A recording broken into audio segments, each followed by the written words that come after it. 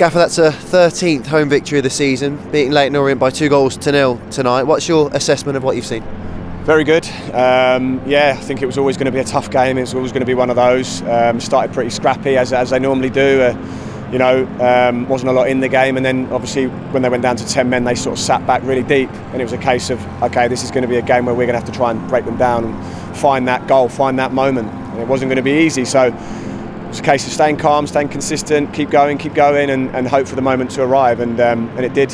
Good goal from Taylor following in, and Ethan later on, so a really good night. Yeah, big moment in the first half comes just 12 minutes in, Jack Curry's red card for a challenge on Tomoki Iwata. What was your view of it? Yeah, it was a definite red card. He's coming off the ground, his whole body's off the ground, he's come flying in, studs up, and Tomoki's lucky really that he doesn't get a bad injury from that, so it was a definite red card, no doubt about it. If that's in the Premier League, VAR would, and I've seen it many times, that you're off with that tackle. So from our point of view, thankfully Tomoki was okay, and we got going again, I liked how we handled that. Yeah, the game then becomes very one-sided. They make a double change just to try and combat going down to 10 men. We created a number of chances and hit the woodwork on a few occasions. How important was patience from that moment onwards?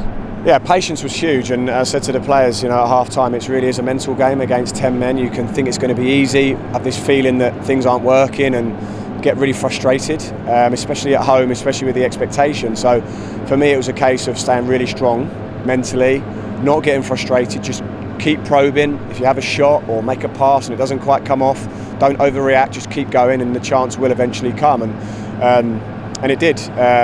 Followed in really well from a shot after Kieran's shot. Good finish at the back post for Taylor, and that really settled us down, and then just searching for another goal really. Teams can so often get unstuck when you're coming up against 10 men. What's the approach on the ball? What do you have to say to the players just to keep picking and probing away?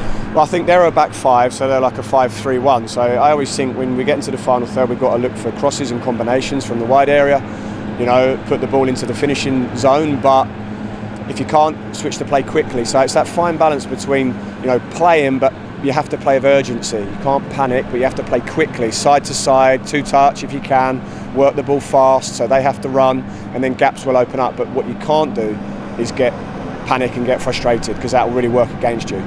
You mentioned Taylor Gardner-Hickman's first goal for the football club, just 8 minutes into the second period, following up from a Kieran Dowell strike, and Ethan Laird involved in the build-up as well. Yeah, it was a good move from one side to the other, switching the play. Ethan goes in, possibly a penalty there, but gets it in. Kieran, a very good shot. He's had a great contribution, Kieran, for goals and assists, or assists certainly since he's been here.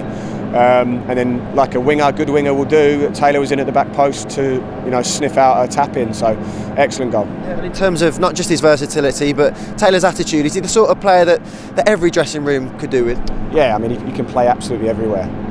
Well balanced, works hard, physically strong, great attitude. You can see the fans and everybody what we think of him here because of what he's given the team this season. So he was off the left wing today and did it well. It was complete dominance from that moment onwards. We continued to press, looking for that second. How pleased were you with the way the side maintained that pressure on Leyton Orient's goal? Well, we did. I mean, it was all in one half of a pitch. They didn't venture into our half at all really. Once they did have one little venture forward, but apart from that, a lot of it was just in their half, and that's what we wanted to be.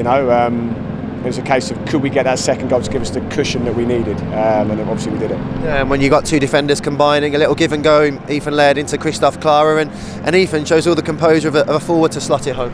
Well, yeah, I'm pleased for Ethan because, as everyone will see if they've watched us recently, what he's given us in the final third, high, making good runs, and he's done a lot in terms of chance creation.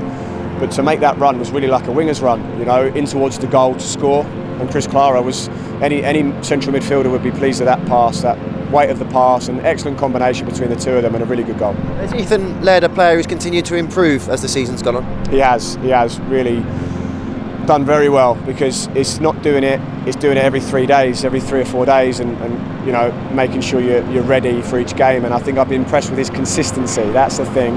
I think early in the season you saw his quality, but then he came out of the team, but he's had to be really consistent, and he's done that. You spoke about the mentality. 17th clean sheet, it extends the unbeaten record further tonight. What could have been a really tricky fixture has been navigated really professionally by your side. Yeah, I thought on the back of, down to Reading on that pitch, and it was a heavy pitch, and we lost a few players to injury, and there was some heavy legs, and to come back and face a team that are quite sprightly and bright and aggressive and in great form, I thought was going to be a test actually.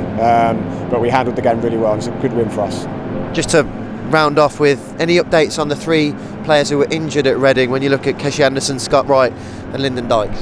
Yeah, so we'll start with Scott. Unfortunately, looks like he's a bad sort of knee injury, so not going to see him again for the rest of the season, sadly. Lyndon, not as long as that. There's a chance that we could see him, back end of the season, but he's a nasty injury also. And then obviously Keshi's a lot shorter. That's the good news. Keshi's, just had a knock really, so we'll have to see how he is in the next week or so. But that was the positive out of the 3. Well done tonight, Gaffer. Thank you.